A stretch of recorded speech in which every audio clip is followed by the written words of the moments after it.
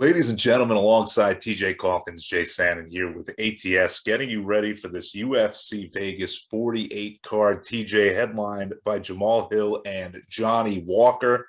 And of course, TJ, we'll get your thoughts on that main event in a little bit. But first, I know you have 5 wagers down on this card, and we will start with those before we get to the main event. We will start with Chad and Helliger taking on Jesse Strader, and Helliger a minus 265 favorite in this fight. Do you think he lives up to the billing here? No, I don't. I think it's more about Strader than it is about Helliger. So what we're looking at, Strader in his debut, he ended up paired up fighting Montel Jackson, who's just a massive bantamweight. He's so long. Strader's longer than most bantamweights. And I believe he was giving up 4 or 5 inches to Jackson and reached there, a ton of height. So it was kind of wild.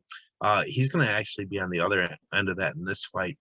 And Strader, he's certainly the more powerful striker here. And I think this fight is going to be completely decided in stand-up. So what we're going to see is Helliger just he's a volume striker. He's a good boxer. Don't get me wrong, but he's going to be at the reach disadvantage here. And Strader is a guy that just hits to all levels. He will come out and pummel leg kicks, and he landed 7 or 8 of them on Jackson early in that fight. He was starting to get to the body, and his game plan is all about getting to the body, getting the hands down, so he can put that missile down the middle. And he really does have real power in his hands. So I think Strader can absolutely win a decision, and I think he's a fighter that is far more live for a knockout, which is insane considering Helliger's ITD line's plus 110 and Strader's a plus 400. So unless there's some chinniness from Strader that I don't know, I don't really see it. I think he got caught flush by Jackson, just not expecting the reach to be where it was. I think he thought he was safe. He wasn't. I think he bounces back here. I think he gets a win. We're already getting I believe plus 230 on Strader. Going to the 400 ITD line, it brings a little value, but not enough. I just want him flat here as a very live underdog. TJ, I want to get your thoughts next on Diana Balbita taking on Gloria De Paula. Balbita minus 125 favorite here.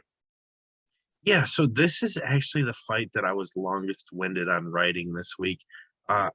Gloria De Paula is an extremely talented, powerful striker who has seen her UFC career start in the worst possible fashion. So her debut, and after looking great on Dana White's Contender Series and winning the fight to earn her contract, she gets matched up with Jinyu Frey. And Frey is nothing special, but she is a BJJ black belt. And Frey was able to get a takedown in rounds 1 and 3, and she won those rounds with control. There was absolutely no damage done, but she knew how to hold DePaula down.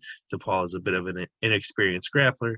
She won round 2 easily, but that didn't matter. She lost 2 rounds just being stuck on her back. And her follow-up with Cheyenne Bays, she had such a stroke of rotten luck. It was unbelievable. So this time, DePaula goes for the tie plum, which she is masterful at. I mean, she does real damage there. But Bays was able to, or Blissmas now, I'm sorry, I said Cheyenne Bays. She's changed her name to Cheyenne Blissmas. In any event, she was able to take her down. But DePaula didn't have the same problem. She was able to get right back up.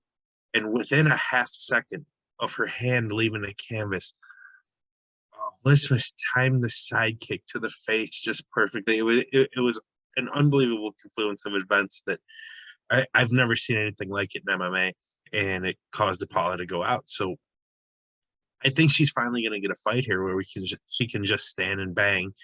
And Diana Balbita, she's a sound enough striker. She's got a kickboxing background. She lands in volume. The thing is, she gets hit in volume as well. She doesn't see kicks coming. I think DePaula is going to be the fighter landing heavy, truly hurting Balbita here. And I think a knockout is coming. So as a small underdog here, I think DePaula is going to get in the clinch. I think she's going to get a tie plum. I think the knees are going to do the work. But also at range, Balbita just simply does not have the vision to see strikes coming. She knows what she's doing, throwing them out. But as far as defensive responsibility, DePaula has a huge advantage here. And I think the fight takes place on the feet, and that's where I want DePaula. Also, it should be noted, Balbita's made huge mistakes in the grappling realm. De Paula is nowhere near a seasoned grappler, but Balbita just puts herself in bad position. So if there's any opportunity on the mat, I think that's on actually on De Paula's side, despite having nothing resembling a high-end grappling skill set. So with all those things considering, getting plus 380 on the ITD line, that's the dart we're firing here. TJ, that's 2+ money plays in a row. I want to know if you're going to make it 3 in a row here with Jessica Rose Clark taking on Stephanie Egger. Rose Clark at minus 195. Is it 3+ monies in a row for you? It sure is, man. We got so much live value on this card. So I suppose the odds makers believe that Jessica Rose Clark is a better wrestler grappler than Stephanie Egger, and I'm not seeing this fight that way. Egger is a fighter that is showing massive improvements fight to fight. Her striking has gotten a lot better. It's actually competitive now. And while I would say Clark is the better striker, I think this fight is completely won and lost on the floor. And Egger is a fantastic judoka. I mean, she's not a fighter that attacks traditional takedowns.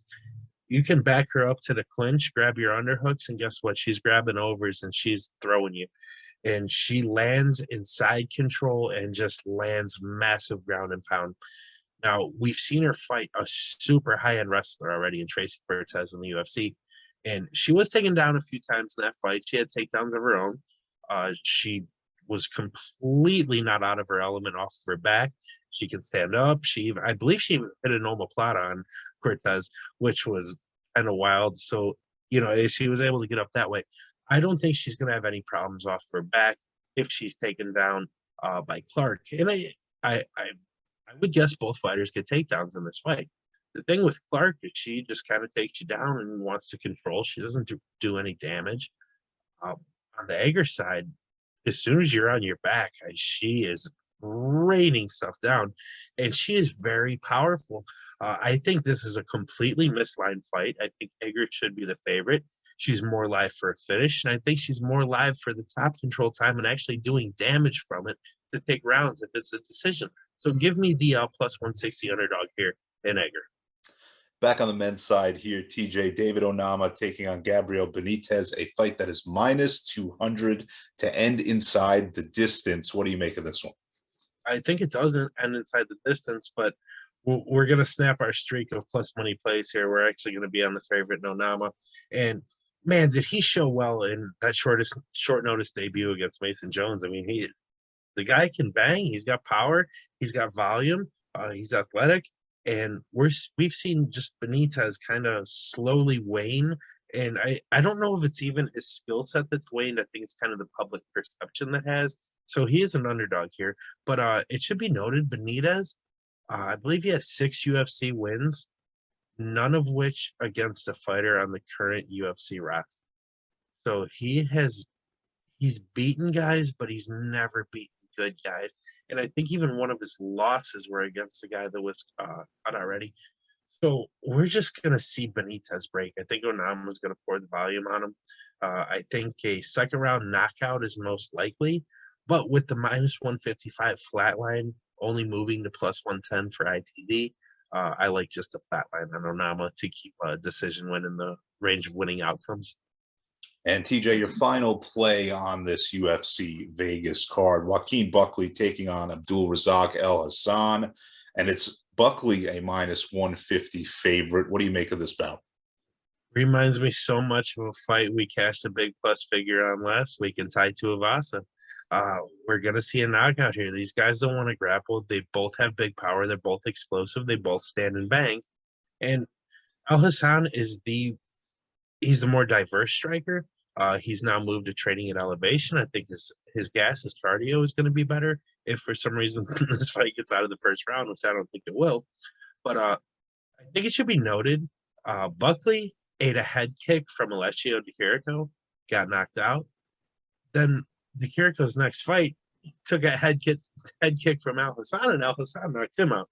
So clearly the head kicks advantage is on Alhassan's side, even though Buckley has the best highlight reel knockout perhaps we'll ever see in the UFC.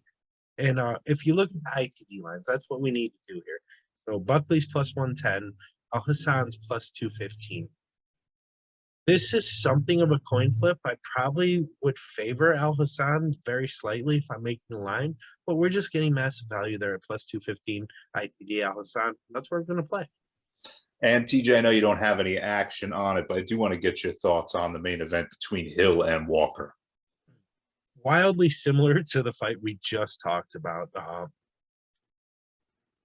I can see Jamal Hill being favored here, but this is the first time he's fighting a guy in the UFC that is throwing the same or more power back at him.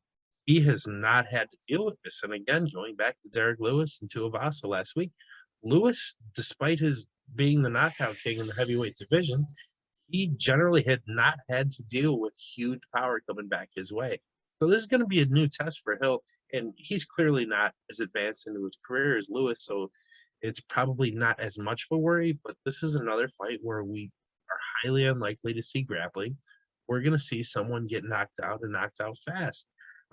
These guys were happy, I'm sure, to agree to change from a 3-round to a 5-round fight because this fight is not going into the championship rounds under any circumstance. But if you have to play it, again, we're looking at ITD lines here. Jamal Hill's minus 155, which is wild to me. I mean, that is so high. It's so high, I can't believe it. Johnny Walker said you're getting plus 275. If you're throwing money out here, make sure you're getting that plus figure value coming back. Johnny Walker, it's an underdog kind of. It is a plus money card from TJ Calkins, almost across the board. TJ, thank you as always for your work handicapping this one. Salute, Jay. You have a good one, buddy. Yeah, you too. For more from TJ, check out ats.io. Until next time, TJ and Jay saying see you later. Good luck on your bets this weekend.